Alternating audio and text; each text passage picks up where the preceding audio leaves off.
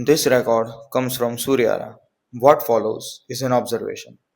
The second cross mark on Network's map set further north, a full day's walk. The channel there serves a different settlement that doesn't farm with its water, it dies with it. You hear this place before you see it wooden blocks, striking cloth, a steady rhythm, tuck, tuck, tuck, from open courtyards. Then you see the color cloth everywhere, stretched on lines, spread on rooftops, laid flat along the channel's edge to dry. Deep reds, indigo, black, so rich it looks wet even when it's dry. Generations of families here doing one thing turning water and cloth into color. And for that, water isn't just water, water is an ingredient.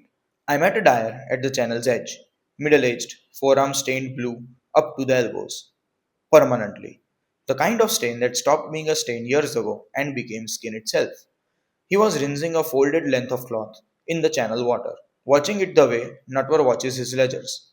You're not from here, he said. Not a question. I told him I was following the water. He laughed at once. Then you've come to the right place. We are the only people in Suryara who can taste the difference in it. He held up the cloth he was rinsing. Color needs time in the water. The cloth drinks slowly. The dye sets in layers. He pointed upstream. This water used to arrive soft. It traveled slow. It picked up minerals from the old stone, and those minerals they helped the color hold.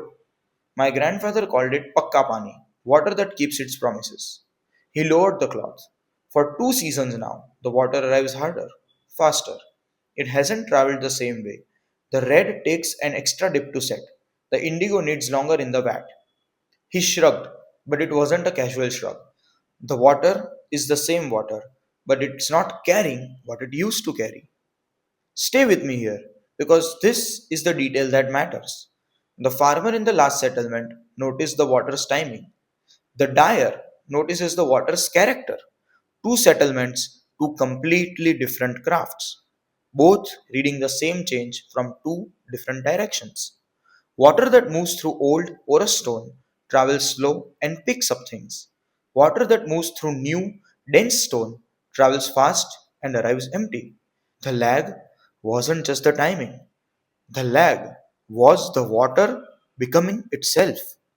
Then the dyer's daughter appeared, maybe 10 years old, carrying folded cloth taller than her arms should manage. She heard what we were talking about and said, completely matter of fact, the gimlet dance wrong now. The dyer started to waver off, then stopped, looked at her, looked at me. Show him, he said. She led us to a wide, shallow pool just off the channel where the settlement draws its rinsing water. Gimlet, 6 of them, along the shallow bank. If you've never seen one, small, round, light on its feet and its steps, repeating patterns, little rhythmic sequences along the water's edge, same steps, same order, over and over. It looks like play. It isn't. It's balance training. Gimlet tune their footwork to the way the water around them moves. The current sets the rhythm. The rhythm becomes the dance. People here have watched it for generations. The girl told me her grandmother taught her a counting game built on gimlet steps. 1, 2, 3, pause, she recited. 1, 2, 3, pause. Then she pointed at the pool. Now watch. I watched. 1, 2, 3, stumble. The gimlet stopped, reset, started the sequence again. 1, 2, stumble, reset. 6 gimlet along the bank, and none of them could finish the pattern. The girl said it the way only children say enormous things. The water is too fast for their song. Look closely at what's happening here. The current sets the rhythm. The rhythm hasn't changed. The gimlet learned it from their parents, who learned it from the water as it used to be. But the water changed pace, the dance did not. Generations of calibration out of step in just 2 seasons. At the first cross mark, Rohab stood in the inlet and pushed back against the current. Here, Gimlet stands in the shallows, stumbling through a rhythm that no longer matches the world it was learned from. One system fights the change. One system can't keep up with it. Neither one is failing yet. But yet is starting to feel like the most important word in Suryara.